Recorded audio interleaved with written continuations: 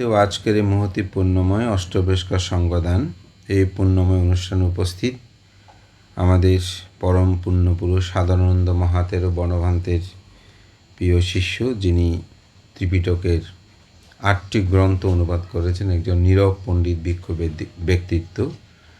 ত্রিপিটক গ্রন্থের কয়েকটি গ্রন্থের অন্যতম অনুবাদক, বহুগ্রন্থ প্রণেতা রাহুল স্তবীর মহোদয়, উপস্থিত অন্যান্য মাননীয় ভিক্ষু সংঘ, ধর্মপ্রাণ প্রিয় উপাসক উপাসিকাবৃন্দ, আপনাদের সকলের প্রতি আমি মঙ্গল চিত্তে পুণ্যদান ও আশীর্বাদ জ্ঞাপন করছি।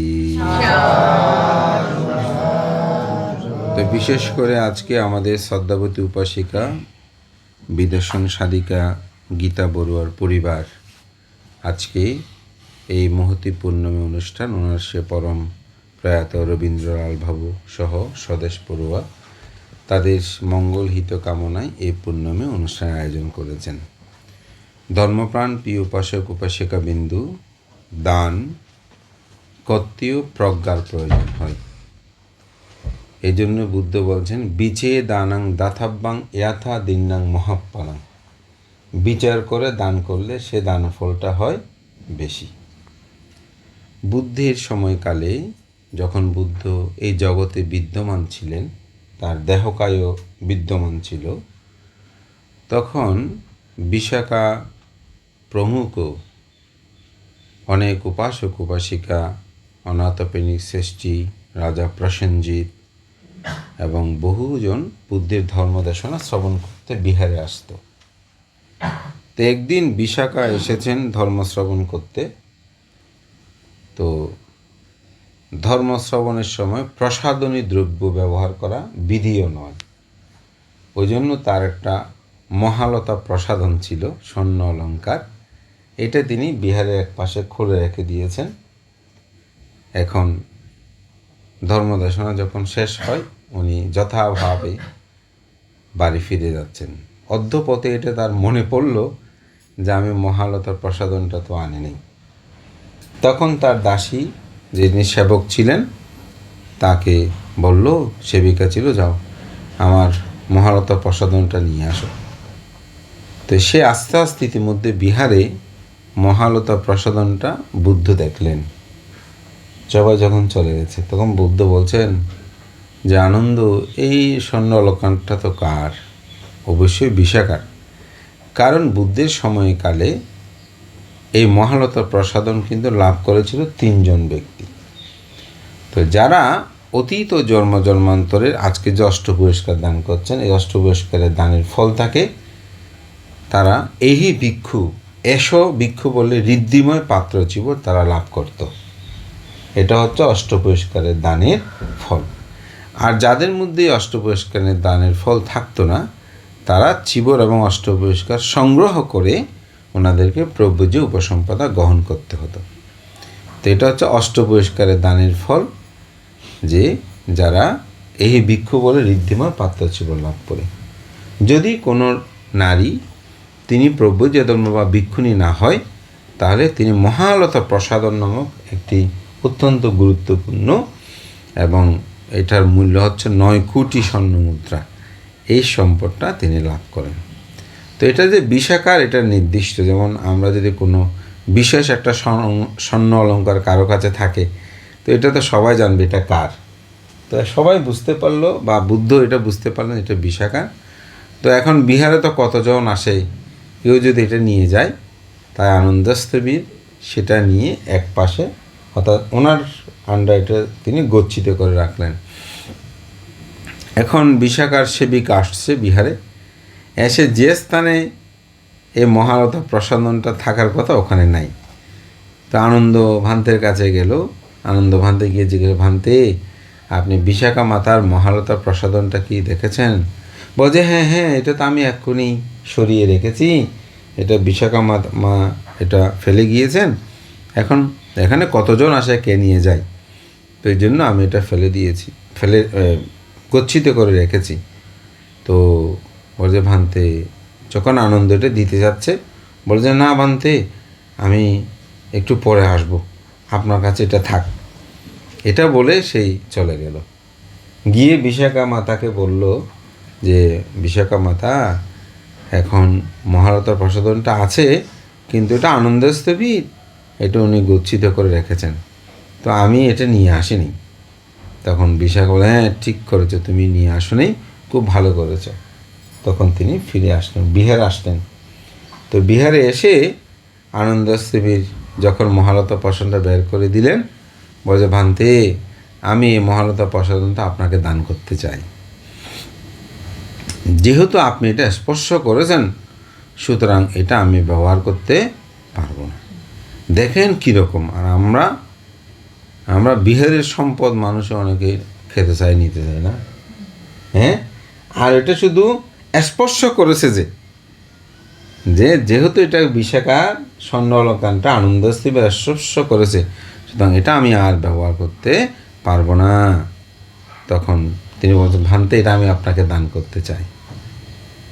তো আমার জীবনে এরকম আমি অবশ্য অনেককে দেখেছি যে মানে হয়তো কোনো কারণে বিহারে ফেলে গেছে, এটা স্বর্ণ অলঙ্কার না, অন্যান্য কিছু অনেক সময় দেখে দান করে দিয়েছে। এরকম আমাদের মধ্যে যে একদম উপাসক উপাসিকা নাই তা কিন্তু নয়, তবে এত বড় দামি সম্পদ ত্যাগ এটা অন্য কথা।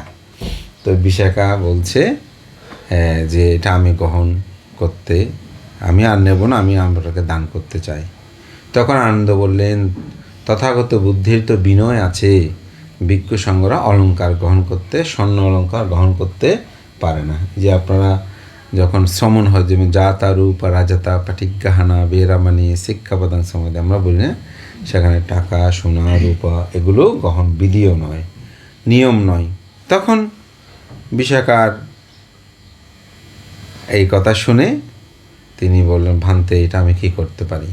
তো বলছে, ভান্তে, ঠিক আছে, আপনি এটা গ্রহণ করবেন না, কিন্তু আমি এটা যে পরিমাণ এই স্বর্ণ অলঙ্কারের দাম যে পরিমাণ, সেটা দিয়ে আমি একটা বিহার নির্মাণ করে দান করব। তখন বিশাখা এটা নিয়েছেন, কিন্তু 9 কোটি স্বর্ণ মুদ্রা ব্যয় করে। জেতবনের আপনারা দেখবেন, জেতবন বিহারে যারা গিয়েছেন, বিশাখা পূর্বারাম বিহার একটা নাম শুনেছেন। এখন তো জরাজীর্ণ, সব ভেঙে চুরমার হয়ে গেছে পৃথিবীর এই বিবর্তন ধর্মেরই। তো বিশাখা পূর্বারাম বিহার তিনি 9 কোটি স্বর্ণ মুদ্রা দিয়ে এটা নির্মাণ করেছেন। এটার যাবতীয় জিনিসপত্র উৎসর্গ সহ 18 কোটি স্বর্ণ মুদ্রা ব্যয় করে এই জেতবন পূর্বারাম বিহার, বিশাখা পূর্বারাম বিহার বুদ্ধ প্রমুখ ভিক্ষু সংঘকে দান করেছিলেন। তো বিশাখা পূর্বারাম বিহার যখন উৎসব হচ্ছিল, তখন বিহারে যা যা প্রয়োজন সব কিছু দেওয়া হয়েছে। এখন বিশাখার এই সেবিকা, সে চাচ্ছে যে এখানে একটা কিছু দান করবে। সে ঘুরে ঘুরে দেখলো যে ওখানে কোনো কিছু বাকি নেই, এরকম অবস্থা। তখন বলছে, আমি কিছু একটা দান করতে চাই। বলতে, তুমি গিয়ে দেখো কোনো কিছু পাও কি না খালি। তো যেতে যেতে ঘুরতে ঘুরতে টয়লেট থেকে বের হয় যে একটা পাপোশ আছে, পাপোশ দরকার, এটা নাই। তো সে বলছে, আমি পাপোশটা দান করব। তো বুদ্ধ প্রমুখ ও ভিক্ষু সংঘকে দান করার সময় তিনি এই পাপোশটা, ওইকে সেবিকা, তিনি এটা দান করেছিলেন এবং মহাপুণ্য সে লাভ করেছিল। তো আজকের এই দেশনাটা করার দুটো কারণ, এখান থেকে আমরা অনেক ধরনের শিক্ষা লাভ করতে পারি। একটা হচ্ছে ধর্ম দেশনা শ্রবণের সময় যেন আমরা বেশি অলঙ্কার সাজে সজগুজ না হই, খুব সাধারণ জীবন, যেটা আমাদের উপাসক উপাসিকারা অষ্টশীলিনে সাধারণত এভাবে তারা বিহারে গমন করেন। দ্বিতীয়ত হচ্ছে যে সম্পদ, ভিক্ষু সংঘ, বিহার সম্পদ, এগুলো যেন স্পর্শ না হয়। আরেকটা আমরা শিক্ষা নিতে পারি, সেটা হচ্ছে যে বিচার করে দান করা, অর্থাৎ দান করতে হলে বিচার করে দান করতে হয়। তো এই পরিবার আমাদেরকে যখনই তারা সঙ্গদানে আহ্বান করেন, সঙ্গদানের কর্ম প্রায় সময় প্রার্থনা করেন, ভান্তে, বিহারের জন্য কী প্রয়োজন হবে। দেখেন, এটা কিন্তু এখন নয়, এটা হচ্ছে ঐতিহাসিক এবং বৌদ্ধ ধর্ম দর্শনের সাথে সম্পর্কযুক্ত। তো সেজন্য বলি আমাদের শ্রদ্ধাবতী উপাসিকা বিধায় গীতা বড়ু এবং শেফালি বড়ু উপাসিকা, তো ওনারা আমাদের উপাসকরা তো ব্যস্ত থাকেন, ওনারা সর্বস্ব সব কিছু ব্যবস্থাপনা করলেও ওনারা যখনই ফাং করেন আমাদের উপাসিকারা প্রশ্ন ভান্তে আমরা একটু কিছু দান করতে বিহারে কী প্রয়োজন হয়। তো গতবারও আমাদের অনেকগুলো প্লেট গ্লাস দান করছে, এবার কঠিন সেবক দান আমরা সেগুলো ব্যবহার করে আবার যত্ন করে রেখে দিয়েছি যে কঠিন সেবক দান এবং অনুষ্ঠানে ব্যবহার করবে। তো এবারও গিয়ে যখন প্রার্থনা করলো ভান্তে এরকম, আমরা চিন্তা করছি কিছু স্ট্রেঞ্জার কিনলে বেশি দিন থাকে না, প্রায় সময় এগুলো নষ্ট হয়ে যাচ্ছে। তখন আমাদের ছোটো ভান্তে একটা বললো, পদভান্তে কিছু যদি নিচে আবার কিছু স্পিকার আছে আজকে যেগুলো নিয়ে ওই ধরনের পদভান্তে ওগুলো যদি একেবারে ফিটিং থাকে, যেহেতু আমরা সকালেও স্পিকার ব্যবহার করি, সমবেত প্রার্থনা হয় ভোরবেলা, আবার সন্ধ্যায় প্রায় আমাদের 1 ঘন্টা ভাবনা সহ বন্দনাদি হয়, পদভান্তে একেবারে ফিটিং করা হলো বান্তে আর এত নষ্ট হবে না। তা আমিও চিন্তা করলাম দায়কদেরকে বললে দিলেও, কিন্তু এগুলো তো দায়কের সম্পদ না, ওদের টাকা নষ্ট হচ্ছে না, আমি যেটা মনে। তো সুতরাং যেটা কম খরচে বা যেটা নষ্ট না হয় সেই ব্যবস্থাপনা আমাদের করা উচিত। তা আমরা ইতিমধ্যে ওদের একটা প্ল্যান নিয়ে পরিকল্পনাও করেছি। তা আমাকে যখন পারতাম আমাদের উপাসিকা দায় আপনার এরকম এটা চিন্তা করতে পারেন। তো এই জন্য আমি মূল কথাটা বলছি এটাই যে বিহার সম্পদ, বিহারের জন্য যেটা দান, আমাদের ভৌগোলিক দানের চেয়েও এই দানগুলো হয় শ্রেষ্ঠতর।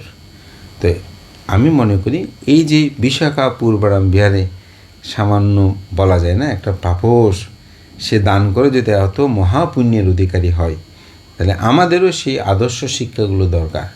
অনেক সময় আমরা যেটা সত্যিকার অর্থে যেগুলো ব্যবহার্য থাল প্লেট বা অনেক সময় বালতি ফালতি কতগুলো দিতে দিতে স্তূপ হয়ে গেছে, কিন্তু এগুলো ব্যবহার করার আসলে আর সুযোগ হয় না। তো এই জন্য আমি যেটা প্রায় আমার কাছে কেউ প্রার্থনা করলে আমি বলি যে আপনি এরকম দেবেন কোনো কথা আপনার সামর্থ্য অনুসারে আমি বলেছি 2টা হোক 1টা হোক, এখন এখানে দেখছি উপাসক অনেকগুলো নিয়ে আসছে। তো যাই হোক, আমি এখানে প্রশংসার জন্য শুধু বলছি না, এটা একটা শিক্ষণীয়। আপনি যাহা দান করবেন এটা যেন বিচার করে, তো বিচার করে দান করলে কি হয়, তার একটা প্রাপ্তি আছে না। তো প্রাপ্তিটা বলি, আপনাদের জীবনে আপনারা লক্ষ্য করবেন যে অনেক মানুষ আছে তিনি প্রত্যাশা করছে আমি যদি আগামীকাল একটা অমুক জায়গায় একটু যেতে চাই, মনে মনে ভাবছেন, দেখবেন যে কেউ না কি এসে প্রস্তাব করছে চলো একটু অমুক জায়গায় যাই।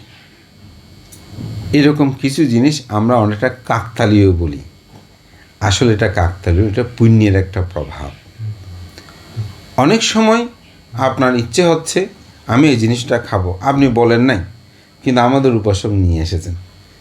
আমি যখন এরকম দান করে আমাদের উপাসিকা সহ আমাদের গীত উপাসক ওনাদের প্রথমত আমাদের জীবনে এরকম অনেকবার মিলে গেছে, ওনারা নিজেরাও সেটা প্রকাশ করেছেন। এরকম করে আপনি যখন দান করবেন তখন এই জীবনে এগুলো প্রাপ্তি হয়। তো স্বর্গের যে বুদ্ধ দর্শনের বর্ণনা আছে, যেটা স্বর্গে আসলে কি, তো স্বর্গটা হচ্ছে আপনি যেটা চাইবেন সেটা সাথে সাথে পাই। স্বর্গের বর্ণনা আমি যাইনি, ব্যাখ্যায় আমি সেটা বলছি। যেমন পরনির্মতি বশবতী স্বর্গ, 6টা স্বর্গ আছে। পরনির্মতি বশবতী স্বর্গ মানে পরে এটা নির্মাণ করে আপনাকে দেবে, আপনি যেটা প্রত্যাশা করবেন সেটা। তো স্বর্গের কথা যদি চিন্তা করি, এটা তো আমাদের চর্মচক্ষে দেখা যাবে না, কিন্তু এই লৌকীয় জীবনে যদি আপনি পর্যালোচনা করেন দেখবেন আপনি যখন পুণ্য সংস্কারটা তবে পুণ্যপারামি থাকবে, তখন আপনি যেটা মনে মনে প্রত্যাশা করবেন সেটা আপনার জীবনে প্রাপ্তি ঘটবে। এমনভাবে আপনি চিন্তা করতে পারবেন না। যেমন অনেকে আছে বর্তমানে আমি এই পর্যন্ত মাস্টার্স করেছি, এক চান্সে আমার জীবনে সব প্রাপ্তি। আমি একটা চাকরিতে ইন্টারভিউ দিয়েছি, পাস করার পরে একটাতে আমার মধ্যে চাকরি হলো।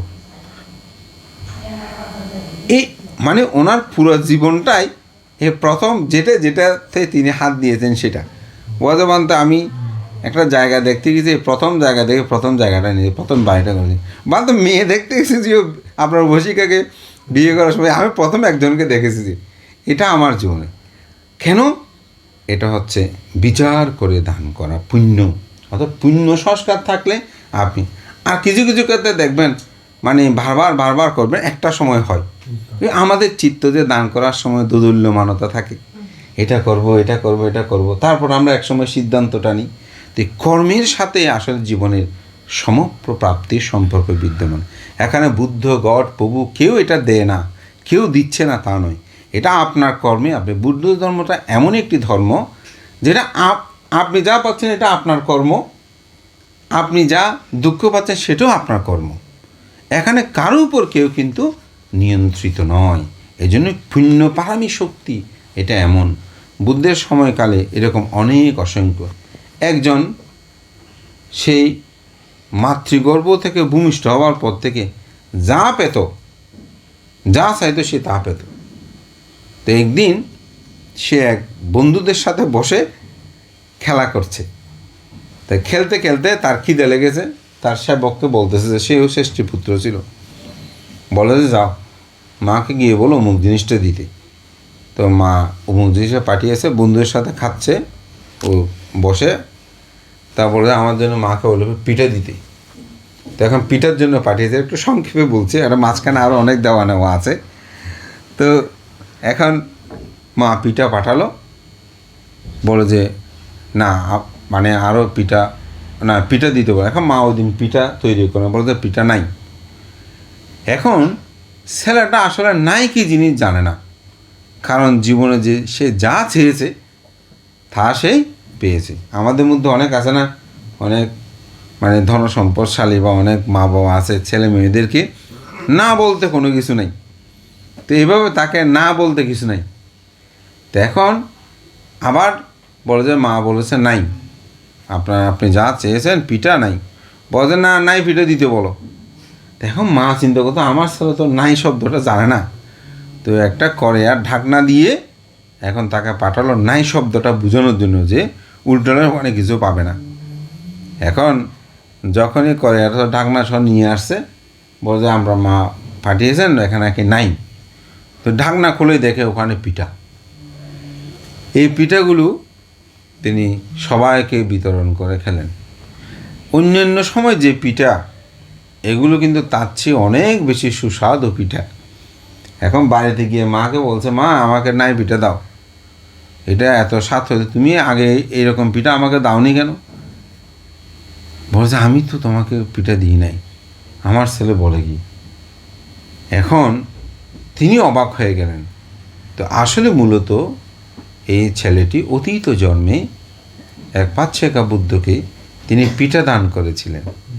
তো পিঠা দান করে তিনি প্রার্থনা করেছিলেন যে আমি যেন জন্ম জন্মান্তরে কোনো সময় নাই শব্দটা না শুনি।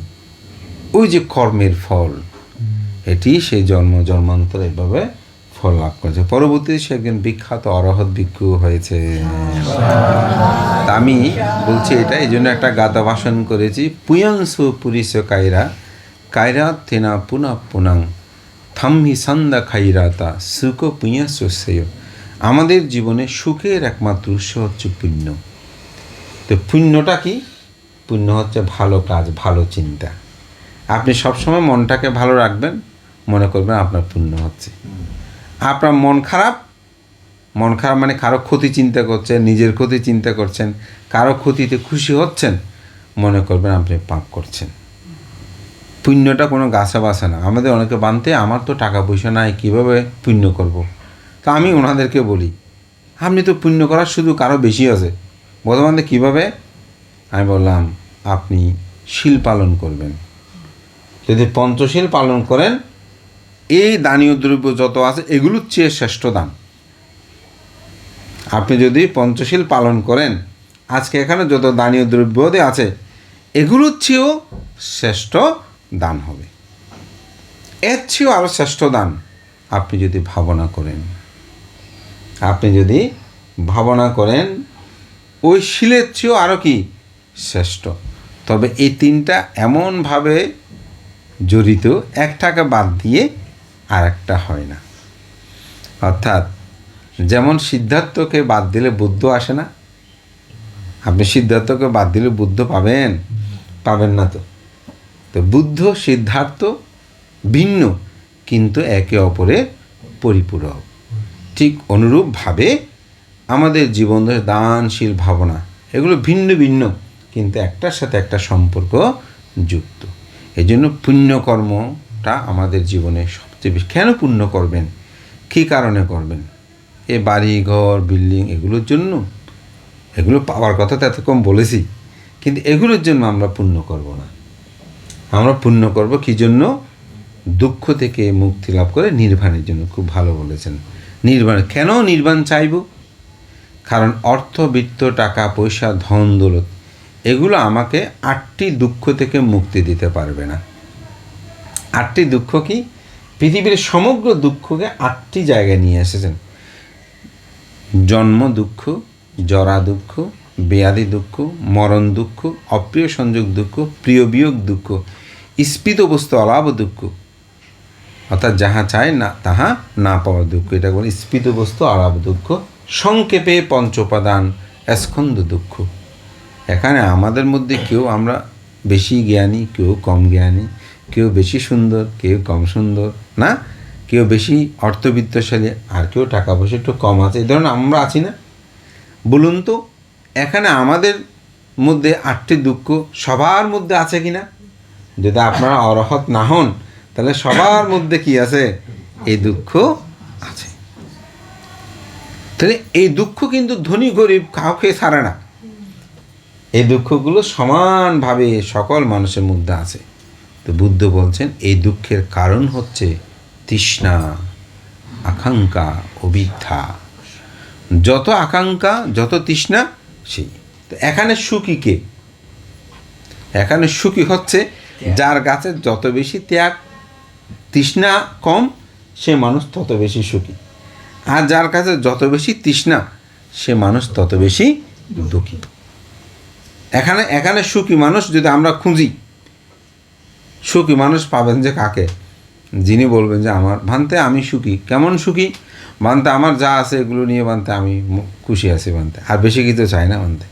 টাকার একটা ঘর হয়েছে ভান্তে, ছেলে মেয়েগুলো মানুষ হয়েছে, 2টো ভাত ভান্তে খেতে পাচ্ছি, আর কোনো কিছু ধর মান সম্মানে ভান্তে এভাবে থাকতে চাই।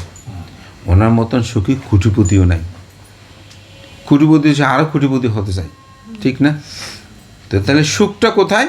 ত্যাগে। ওই অবিদ্যা, তৃষ্ণা যার যত বেশি ত্যাগ, তিনি ততটুকু পরিমাণ সুখী। আমরা সুখী হতে পারি না কেন? সুখ কি বুদ্ধ দেবে, ধর্ম দেবে, সঙ্গ দেবে? সুখ তো আমার মধ্যেই। আপনি দেখেন আর্যষ্টাঙ্গী মার্গেও সেখানে সম্যক দৃষ্টি, সম্যক সংকল্প, সম্যক বাক্য, সম্যক কর্মান্তর, সম্যক আজীব, সম্যক ব্যায়াম, সম্যক স্মৃতি, সম্যক সমাধি। সম্যক স্মৃতি 7 নম্বরটা কি বলছে? কায়ে কায়ানুদর্শী, চিত্তে চিত্তানুদর্শী, ধর্মে ধর্মানুদর্শী, বেদনা বেদনাদর্শী। বুদ্ধ কাকে দেখতে বলেছেন? নিজেকে। এই 4টি কথার মধ্যে বলছে নিজেকে দেখতে। আরে জগতে এত কিছু থাকতে আপনি নিজেকে কেন নিজে দেখতে বলেছেন? কারণ নিজের মধ্যেই দুঃখ উৎপন্ন হয়, নিজের মধ্যেই সুখটা উৎপন্ন হয়। যখন আপনি নিজেকে নিজে দেখবেন, আপনি নিজের কাছে যখন নিজেকে বুঝতে পারবেন না এই দুঃখ নিত্য, এটা অনাত্মা, এটা দুঃখ, এটা যখন আপনি উপলব্ধি করবেন, যখন দুঃখ সাথে সাথেই কমে যাবে। আমি সেদিন ভান্তাদের সাথে যাচ্ছি, যে হাঁটতে হাঁটতে গতকালকে মনে হয়, আমি তো ভান্তা আমি সেদিন রাত্রে একটু ঘুমাতে পারিনি। বলছে কেন? আমি ভান্তা আমি গ্রামে গিয়েছিলাম, তো গ্রামের মানুষজন আসছে সেদিন, ওদের সাথে কথা বলতে বলতে সবাই বলছিল ওই বাড়ি শূন্য, ওই বাড়ি শূন্য, ওই বাড়ি শূন্য। তাই আমি ভাবতেছি হ্যাঁ আমাদের গ্রামেও তো মানুষজন নাই, এখন কী হবে? আমি তো আসলে বিহারে এসে ছোটোবেলার কথাগুলো ভাবছি, এরকম ভাবতে আমার রাতের অনেক গভীর হয়ে গেল ভান্তে। তো আমি বললাম ভান্তে ঘুম আসছে না, কী হবে? জাতি সমাজ কেমন হবে? হঠাৎ আমি চিন্তা করলাম জগতের সব কিছু তো অনিত্য, দুঃখ, অনাথ। আমি ভাবতে এটা ভেবে ত্যাগ করলাম। তারপর আমার ঘুম, সবাই হাসতেছে, হ্যাঁ আমি তো সব তো অনিত্য। তো ভাবতে এটা যখন ভেবেছি তখন আমার নিদ্রা এসে সাথে সাথে। তো বিষয়টা হচ্ছে অর্থাৎ এই সত্যটা আপনি যখন আনবেন তখন তৃষ্ণা ক্ষয় হবে। এই তৃষ্ণা ক্ষয়ের উপায় হচ্ছে এই যে আর্যাষ্টাঙ্গিক মার্গ। এতে যখন আপনি সঠিকভাবে আচরণ করবেন তখন দুঃখ থেকে মুক্ত হবেন। তো ভান্তে তাহলে এই দানাদি কুশল কর্ম কেন করব? কারণ দানের সাথে আসলে শীলের একটা সম্পর্ক আছে। যে মানুষের মধ্যে ত্যাগ নাই তিনি তো শীল পালন করতে পারবেন না। যেমন এই সম্পদটা খুব সুন্দর, আমাদের উপাসক দেখেছেন। তো এটা যদি উনি পেতে চায় কী করতে হবে? এটা আমি দিচ্ছি না, তাহলে চুরি করতে হবে না উপাসক। তো উপাসক যদি চুরি করে তাহলে তো ওনার শীলভঙ্গ হবে। তাহলে তিনি কি করবেন? ত্যাগ করবেন, না আমি এটা চাই না। তিনি যখন ত্যাগটা করবে শীলটা পালন হবে। ত্যাগ না করলে কিন্তু শীল পালন হবে না। এই জন্য শীলের সাথে আপনার ভাবনার একটা সম্পর্ক আছে। দানের সাথে শীলের যেমন ভাবনা, যেমন এক আচার্য উনি বলতে যে শীল টিল কিছু নয়, তুমি যা করবে সেই সময় তুমি শুধু ভাবনা করবে, যা করবে সেটা শুধু ভাবনা। বুদ্ধের আর্যাষ্টাঙ্গিক মার্গ ব্যাখ্যা অনেকে ঠিকমতো জানে না। ওখানে যে সৌম্য কর্মান্তর, যে প্রাণী হত্যা থেকে বিরত থাকা, অমুক এগুলো লোকীয়, লোকোত্তর নয়। এখন ছেলেটাও বলতেছে যে আপনার কথায় তো তাহলে মনে হচ্ছে যেটা করবে সেটা স্মৃতি করলে হয়ে যাবে। বলছে হ্যাঁ, যে কাজটা করবেন ওটা স্মৃতিতে করলে হয়ে যাবে। বলছে আমি তো মশায় থাকার পরে যখন মশা থাকে, তো মশাটাকে যদি আমি হাত জোর করে বলে মারবো মারবো মারবো মারবো টাচ করে মেরে দিই, তাহলে তো আমার পাপ হবে না। হ্যাঁ, তোমাকে বলতে আমি এভাবে মশা মারতে, তাহলে বাদ আপনি যে বলতেছেন যে মানে সব যে কোনো কাজ স্মৃতিতে করলে হয়ে যাবে, ওখানে শিল টিল আর কোনো কিছু নাই। হ্যাঁ, তো আমি সেজন্য চিন্তা করতে যে মশা যখন ঢুকবে, এমনি তো মশা মারতে পারি না, শিলভঙ্গ হবে, সেজন্য এখন আমি স্মৃতি করে করে টাচ করে মারবো। হ্যাঁ, তুমি বুঝো না এরকম। তো উনি এটা যাকে বলেছেন, তো ও আমাকে এটা বলতেছে, ওর সাথে আমার নিউজিল্যান্ড দেখা হলো। তো বাংলাদেশের কথা যখন সে জিজ্ঞাসা করতেছে, বর্তমান তো আমি অমুকের কাছে একবার ভাবনা করেছিলাম, উনি আমাকে এরকম বলছে, আমি এরকম বলছি, বলতে হাসতে হাসতে সবাই। তা আসলে শীলটা দরকার। আপনি ভাবনা করলেও যদি শীল পরিপূর্ণ না হয় তাহলে কিন্তু ভাবনাময় জীবনটা সঠিক। এই জন্য আমাদের যারা শীলবান ব্যক্তি, ওনারা ভাবনায় তারা নিজেকে মগ্ন রাখতে পারে। তো আমি যেটা বলছি, দুঃখ থেকে মুক্তির জন্য আমাদের এই কিন্তু কর্ম, অর্থাৎ নির্বাণ, অর্থবিত্ত প্রাচুর্য। তাহলে ভান্তে আপনি তো প্রথমেই দেশনায় বললেন এত কিছু প্রাপ্তির পিছনে ছিল দান। তো কথাটা হচ্ছেই, আপনি যখন ডিসি হয়ে আসবেন চট্টগ্রামে, ডিসি কোথায় থাকবে, ওনার প্রোটোকল কী, কেমন কী, এগুলোর জন্য আপনাকে বলতে হবে না, এগুলো অটো হয়ে যাবে। আপনি যখন ভালো জায়গায় প্রমোশন হবে, ওখানে কী কী ফ্যাসিলিটি, এগুলো আইনগত বিষয়ে লেখা আছে। ঠিক আপনি যখন নির্বাণ প্রার্থনা করবেন, এই পুণ্যকর্মাদি করার পর এটার যে ফল আনিশংস, এটা নির্বাণ লাভ না হওয়া পর্যন্ত আপনি এই ফলগুলো পাবেন। এগুলোর জন্য আপনাকে প্রার্থনা করতে হবে না, এগুলোর জন্য আপনাকে প্রার্থনা করতে হবে না, এগুলো আপনি পেয়ে যাবেন। তা আপনি প্রার্থনা করবেন নির্বাণ, দুঃখ থেকে মুক্তি লাভ। তা আমাদের যত দানাদি কুশলময় কর্ম, এই সমস্ত কর্মের মূলে হচ্ছে দুঃখ থেকেই মুক্তি লাভ করা। তো আজকে আমাদের শ্রদ্ধাবতী উপাসিকা গীতা বড়ুয়া, বিদেশন সাধিকা, ওনার পরিবার, ওনার সন্তানগণ, ওনাদের পুত্রবধূ, নাতি নাতনি, আত্মীয় স্বজন, জ্ঞাতি সবাই আজকে ওনাদের সেই পরম প্রয়াত পিতা, না আমাদের উপাসক, হ্যাঁ, রবীন্দ্রলাল বড়ুয়া এবং ওনার ছোটো ভ্রাতা স্বদেশবাবু বড়ুয়া, ওনাদেরকে স্মরণ করে আজকে, এবং অন্যান্য পরপার্গত জ্ঞাতিগণ তাদেরকে স্মরণ করে আজকের এই পুণ্যময় অষ্টপ্রহরের সঙ্গদান কর্ম, এবং আপনারা যে সূত্রাদি পাঠ শ্রবণ করছেন এই পুণ্য রাশি আপনাদের পরপার্গত জ্ঞাতিগণকে দান করুন। এবং চিত্তের, আমি যে কথাটা বলেছি, আমার বহু অর্থবিত্ত প্রাচুর্য লাগবে না, যদি আপনি মনটাকে ভালো রাখেন, সুন্দর রাখেন, এটাই হচ্ছে কুশল। তো কুশল চিন্তাটা সবসময় অন্তর্জগতে বিদ্যমান রাখবেন, এই আহ্বান জানিয়ে আজকে এত সুন্দর আয়োজনে আমাদের মহান ভিক্ষুসঙ্গদেরকে পুষ্প দ্বারা, অর্ঘ্য দ্বারা, শ্রদ্ধা নিবেদনের মাধ্যমে অতীব নীরবতার সাথে আপনারা যেভাবে ধর্ম শ্রবণ করেছেন, আমার খুব ভালো লেগেছে, একটা শব্দ নাই। হ্যাঁ, তো আমি এরকম সময় থাকলে হয়তো আরও অনেক বলতেও ইচ্ছে করছে, শুনলে আসলে ধর্ম কথা বলতেও ভালো লাগে। তো একটা দেবদেবীর আজকে সভা পরিণত হয়েছে। তো আসলে দেশনা শ্রবণ করতেও কিন্তু জ্ঞান লাগে, জ্ঞান না থাকলে শ্রবণ করা যায় না। তা আজকে এখানে সবাই জ্ঞানের পরিচয় দিয়েছেন আপনারা। তা আমার স্বল্প কথাকে আপনারা বৃহৎ জ্ঞান দিয়ে গভীর দৃষ্টিকোণ দিয়ে তাহা অনুধাবন করে আপনাদের জীবনে প্রতিপালন করার চেষ্টা করবেন এবং নিজেকে উপলব্ধি করবেন। ধর্ম মানুষকে সত্য সুন্দর হওয়ার সুযোগ দেয়। একটি ধর্মময় পরিবার যে কত ভালো, এটা যাদের ধর্মময় পরিবার আছে সেগুলোকে দেখবেন। আমাদের উপাসিকা গীতা বড়ুয়ার সাথে যখন জিজ্ঞাসা করি, উনি যে ছেলে মেয়েদেরকে কীভাবে পুণ্যদান করে আপনাদেরকে, আপনারা জানেন না। আমার সাথে যখন কথা হয় এবং পুত্রবধূদেরকে যেরকম করে সুনাম করেন, তারাও তাহার প্রতি দোষ যেটা হোক মেনে নিয়ে যে তাকে আপন করে শ্রদ্ধার আসনে রাখে। এটাই তো ধর্ম। ধর্ম তো আমাদেরকে এগুলো শিক্ষা দেয় এবং আপনাদের ছেলে মেয়েদেরকেও তাদেরকেও যেভাবে ধর্মময় জীবনযাপন উৎসাহিত করে। তো ধর্ম সেরকম একটা সুশৃঙ্খল পরিবেশ গঠন করে। ধর্মহীন হচ্ছে বলেই তো আজকে মা ওখানে, ছেলে ওখানে, কারোর সাথে ভাই বোনের কোনো যোগাযোগ নাই, কিছু নাই, হিংসা বিদ্বেষ এরকম অনেক জায়গায় আমরা দেখছি না, আমাদের কাছে দেখছি। ওই যে কেউ অর্থবিত্ত হয়ে অহংকারী হয়ে গেছে, কেউ গায়ে শক্তি আছে অহংকারী হয়ে গেছে, মা কি বাবা কি এগুলো সম্পর্কে জ্ঞানহীন হয়ে যাচ্ছে। আপনারা মনে করবেন না ধর্ম শুধু আমাদেরকে দান ধর্ম করার জন্য, ধর্ম ধাপমান হওয়ার জন্য আপনাদেরকে বলি, তা না। আমাদের সাথে আপনাদের দেখা হয় বছরে 2-1 5 বার, অনেক সময় দেখাও হয় না। পরিবারের মধ্যে আপনাদের ছেলে মেয়েদের সাথে আমাদের দেখা হয় মাঝে মধ্যে একবার, কিন্তু তারা তো আপনাদের সাথে 24 ঘন্টার মধ্যে আমার মনে হয় 20 ঘন্টায় থাকে, বাইরে না হলে তো 24 ঘন্টায় থাকে। তো তাদের ব্যবহার যদি সুন্দর হয়, তাদের চলাফেরা যদি সুন্দর হয়, তাদের নিয়ম নীতি যদি সুন্দর, আপনাদের ভালো লাগবে না? আপনারা তো পাশে থাকবেন। আজকে আপনার মা আপনাদেরকে নিয়ে যে গর্ব করে পুণ্যদান করে, কেমন কথা! এটা আপনি অর্থ দিয়ে পাবেন, এগুলো সম্পদ দিয়ে পাবেন না। এগুলো কী দিয়ে পেয়েছেন? মাকে সম্মান করেন বলে, শ্রদ্ধা করেন বলে, গৌরব করেন বলে।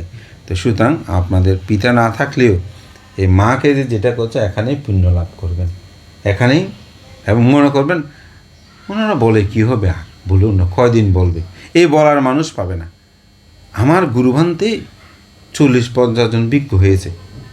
তো একটা ভান থেকে বলতেছে যে হদো বা শিলানন্দ হায় হদা যোগ্য বড় ভান্তার বন্দনা করিবার বিজ্ঞ না পাইলাম না ইয়া, হায় তো বড় দুর্ভাগা ব্যাকুণ আর বন্দনা করতে, হয়তো হায় কে রে বন্দনা করি বলে না হইলাম না। কেমন কথা, কথাটা কেমন গভীর! তা আপনি যে পূজা করার মানুষ পাচ্ছেন, পূজা করার জায়গা পাচ্ছেন, এই পূজা অর্ঘ্যর জায়গাটাকে সেভাবেই যদি আপনি রাখেন, দেখবেন আপনিও পূজা লাভ করবেন, আপনিও সম্মান লাভ করবেন। সেই জন্য সকাল সন্ধ্যা দুবেলায় বন্দনা করবেন। এই পরিবার করে আমি জানি, আমাদের সবার সাথে একটা ধর্মময় তো আমার বন্ধন হয়েছে। তবুও সবাইকে বলছি, সকাল সন্ধ্যা দুবেলা বন্দনা করবেন, ছেলে মেয়েদেরকে শিক্ষা দেবেন, নৈতিকতা শিক্ষা দেবেন, আদর্শ শিক্ষা দেবেন। অন্তপক্ষে 5 মিনিট করে হলেও ধ্যান করবেন। সকালে হয়তো ব্যস্ত থাকলে সন্ধ্যা হলে ওই 5 মিনিট করে নিয়ে 10 মিনিট করে নেব, এরকম করে ধ্যান করে একটা সুন্দর পরিবেশ যদি আপনার গঠন করতে পারেন, তবেই আমি মনে করি আমাদের জন্য। বাইরে কী হবে এত চিন্তা করে আমরা পারবো না, কিন্তু আমাদের পরিবারটাকে যদি আমরা ভালো রাখতে পারি, একটা পরিবারের মধ্যে যদি পঞ্চশীলটা পালন করে, দেখবেন স্বামী স্ত্রী বলেন, পুত্র কন্যা বলেন, পরিবার বলেন, এগুলো যে কত সুখময় হবে। বুদ্ধ গৃহী জীবনটাকে তুচ্ছ তাচ্ছল্য করে নেই।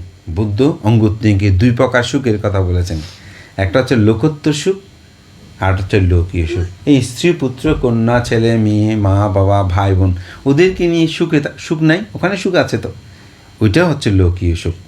আর লোকোত্তর সুখ যেটা শ্রোতাপত্তি স্থগিতগামী অনাগামী অরহত, যেটার জন্য আমরা আপনাদেরকে বলছি। তো সুতরাং এটার পথেও আজকের যে আয়োজন, এগুলোর মাধ্যমে আমরা সেই লোকোত্তর সুখের দিকে যাওয়ার জন্য আমাদের এই প্রচেষ্টা। মহান সঙ্গের কাছে বন্দনা জানিয়ে আপনাদের সবার উত্তর শ্রীবৃদ্ধি কামনা করি। প্রয়াত রবীন্দ্রলাল বড়ুয়া এবং প্রয়াত স্বদেশ বড়ুয়া সহ সকল পরপার্গত জ্ঞাতিগণকে পুণ্যদান করি। আপনাদের সকলের উত্তর শ্রীবৃদ্ধি কামনা করে আশীর্বাদ পুণ্যদান করছি। আপনার সাধুবাদ দিয়ে তা অনুমোদন করুন।